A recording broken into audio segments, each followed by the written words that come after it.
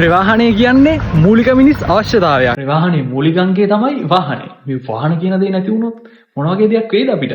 කොහොම වුණත් මම මේ වීඩියෝ එක රෙකෝඩ් කරන වෙලාවේ වාහනේ ඩ්‍රයිව් කරන ඔයා දන්නවද ඔයාගේ වාහනේ කැඩෙන්න ඕන නැතිම දේ මොකද්ද කියලා? කැඩෙන්න ඕන නැතිම දේ මොකද්ද කියලා අහුවාම ගොඩක් දේවල් තියෙනවා. ඒත් මේ දේ කැඩුනොත් ඔයාට වාහනේ කිසිම විදිහකින්වත් ස්ටාර්ට් කරන්නවත් ඔයාට කිසිම තැනකටවත් අරන් යන්න විදිහක් නැහැ. අරන් යන්න පුළුවන් ඔයාට කැරියර් එක සහ ඇදගෙන පමණයි. ඒ නිසා අනිවාර්යෙන්ම ඔයාගේ වාහනේ කිලෝමීටර් 80000 ලක්ෂයක් අතර නම් අනිවාර්යෙන්ම ඔයාගේ ටයිමින් බෙල්ට් එක මාරු කරගන්න. නැත්තම් ටයිමින් බෙල්ට් එක කැඩුනොත් ඔයාට වාහනේ කිසිම විදිහකින්වත් ස්ටාර්ට් කරගන්න විදිහක් නැහැ. ටයිමින් මාක් කරගෙන ටයිමින් බෙල්ට් එක දැම්මා.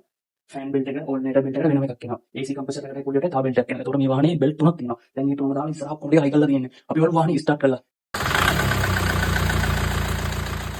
ටයිමින් බෙල්ට් එක විතරක් නෙමෙයි ඔයාගේ වාහනේ ඕනම ෆෝල්ට් එකක් අපි හදනවා. වින්ටේජ් ඩ්‍රයිව් අපි ෆලෝ කරලා තියාගන්න.